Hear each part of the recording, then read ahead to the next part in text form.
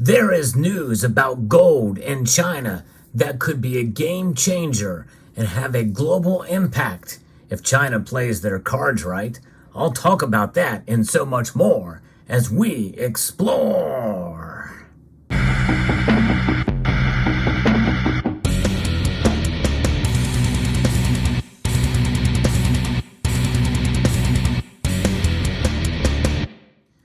There is some huge news coming out of China that is not really having a much of an impact in the news cycles. However, one HVAC Residential Basics shared with me this story. Now you have to consider the source, but I think this is definitely could be a potentially big thing if this is indeed true. Now, if you enjoy videos like this where I bring you some news, in fact, some news that is a little bit outside of the mainstream, hope you will consider subscribing to the channel and pressing that thumbs up button down below. And it's thanks in part to viewers like HVAC Residential Basics who share some of these stories with me. But of course, any type of information I get, I like to also question and to kind of take a look at things from a counter perspective, if you will. It's the idea of being intellectually honest and even challenging my own views on certain things. And this is one of the stories where literally you must consider the source. However, in considering that, we have to leave open the possibility that it very well could be true, because there's a lot of mystery in China, as we know, on multiple different fronts. But regardless, the potential impact is great. So this is coming to us from ChinaDaily.com. And new gold reserves have been discovered at China's largest mine. A pretty fascinating story here. The estimated total gold reserves in the Jiling gold mine in Shandong province has risen to about 592.2 metric tons after a new discovery of more than 200 tons of the metal in the mine. According to Shandong Gold Group Company, which held a news conference on Thursday morning to announce this discovery. So this is pretty new. As of the recording of this video, it's literally a day old. Pretty fascinating to see this. Now, keep in mind, as we go through this, there has been other stories that I've covered that came out of China that were really far out there in terms of how much gold they had. So we're taking this somewhat for a grain of salt, but given this is somewhat realistic number here, this very well could be true. The gold reserves have a potential value of more than 200 billion yuan, which is $27.7 billion. And even though that's not a lot of money in terms of deficits and spending by some of these nations, for gold and the value of gold right now, that's a pretty good chunk of change, and that's a pretty good chunk of gold. Keep in mind, think about Exeter's pyramid of all the quadrillions of dollars worth of derivatives out there and the national debts around the world. Gold is at the very tip of that, and there's no mistake that that gold is certainly something of value, and it's something that very well could be revalued. And this is where I think, hopefully, many nations around the world that hold gold reserves are hoping in the future there will be a revaluation all around. The gold reserves have this potential value because it's still in the ground. The group also had announced back in 2017 that it had detected 382.6 tons of gold in the mine. It also discovered 590 tons of silver. So that's something. And I didn't do the research back to see if that was true, but if that was true, then that gives some credence to this story. Located in Langzhou City, the mine is part of the Jiangdong Metallurgic region, which is one of the largest gold production areas in China, with gold reserves and output ranking first in the country. Li Heng, general manager of the group, said in this news conference. Gold reserves in the mine are mainly distributed at a depth of 1,000 meters to 2,500 meters, making Jiling the deepest gold mine in China. The body of gold ore in the Jiling mine extends more than 2,050 meters. It's pretty deep. That's what she said. One section has a thickness of 66.52 meters. And the ore has an average gold yield of 4.02 grams per ton. The Jiling gold mine is expected to maintain production for about 40 years if its annual processing capacity is 3.3 million tons. It has been 23 years since the group began exploring the mine, during which it has invested about 880 million won in exploration activities. Well, speaking of that, let's take a look at what Chinese currency used to look like back in that. You want to talk about inflationary currency. Here is 10,000 gold won. Yes, indeed, that's right.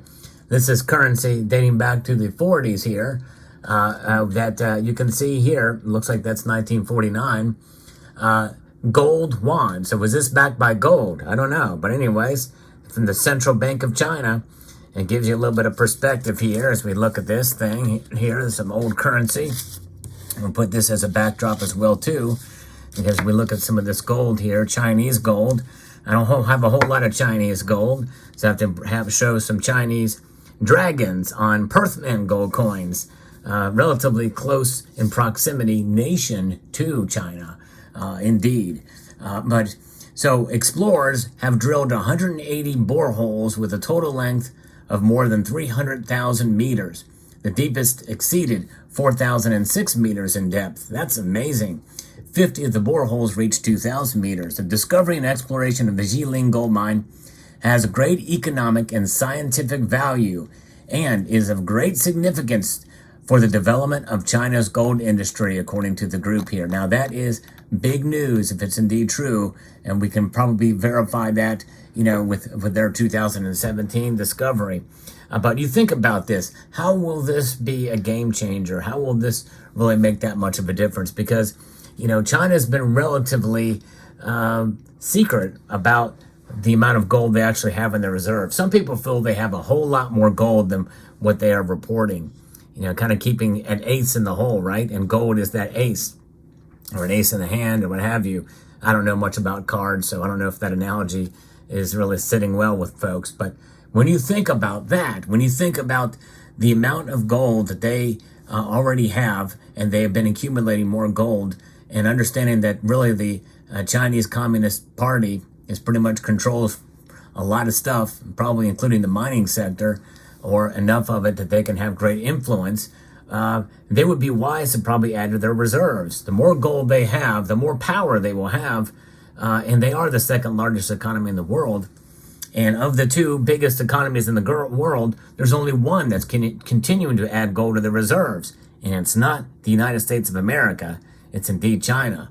So some folks say that China has a lot more gold than the United States. Some folks believe that there is a considerable amount of gold than what is reported. Nobody, and absolutely nobody, is saying that China has less gold than what's officially reported. Yea, though, I guess that could be a possibility, but given how much it is a part of their culture, I assume that culture bleeds over to the central bank as well, too. And especially after what the Bank of International Settlements did back in 2019 in April, they have risen gold status from a tier 3 to a tier 1 status, putting it equal to and on par with cold hard cash. Yes, indeed. And right now, the most powerful cash is the dollar. And with everything that's going on, and if China does take action against Taiwan, and there's further sanctions, and there's a dependent economy that they have on us, especially since we outsource a lot of things to China. China makes a lot of our goods and services, an awful lot of them. If that gets cut off, they're going to need something to keep themselves going, and gold will be it. Now, this is just a discovery of reserves that have not been actually taken out. This is something that will happen over the course of 40 years or what have you. But a detection of that much gold down in there, and a continuing strategy to bring it out, and however much gold is already not being reported that they have, they very well could be positioning themselves and may have already begun doing that, which could change everything for the region and, of course, for the world. China being the second largest economy, they're in trouble right now, officially, according to some of the news reports I've talked about as of late. It's only a matter of time before we start to see things change. And as the recession hits here in the United States, China may actually come out of that on the other end if they play their cards right. It just depends. There's a lot of different factors involved here, but nonetheless, gold is the one factor and one thing that equalizes the situation for all nations around the world, the playing field, if you will. And so we're going to keep an eye on this, but fascinating story indeed. We'll follow this and see where this goes. But one of the things I do like to report on are central banks and gold. I've been reporting on that for the last several years fairly heavily here because I think it is so important. And there's one lesson we can learn from this, and this is why I've been encouraging even the most ardent silver stackers out there to try and get you some gold. And even so, try to get a full ounce of gold.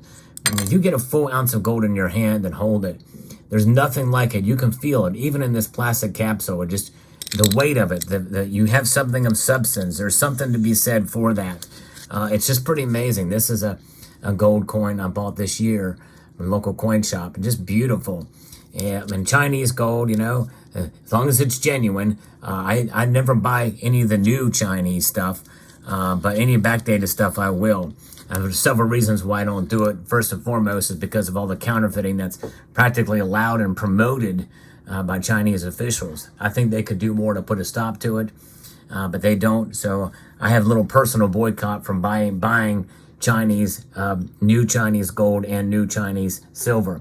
It's all secondary market and well backdated stuff, and usually not any of the stuff that's weighed in grams. I like to have the stuff weighed in ounces. So there you have it. Let me know what your thoughts are about this story. And thanks again to HVAC Residential Basics for providing me this story.